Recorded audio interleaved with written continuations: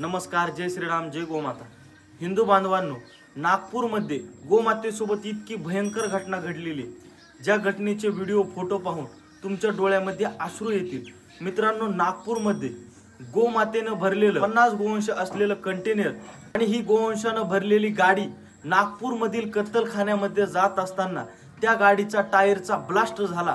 तरी सुद्धा तो हरामखोर प्रवृत्तीचा व्यक्ती गाडी चालवत तशीच गाडी कत्तलखान्याच्या दिशेने जात होता आणि कत्तलखान्याच्या दिशेने ती गाडी जात असताना त्या गाडीच्या टायरला घर्षण होऊन आग लागली। पण त्या गाडीच्या टायरला गाडीला आग लागल्यानंतर गाडी चालवणारा ड्रायव्हर त्या ठिकाणाहून फरार झाला। पण त्या गाडीमध्ये असलेल्या 50 गोवंशापैकी 30 ते 35 गोमाता जळून राख झाल्या।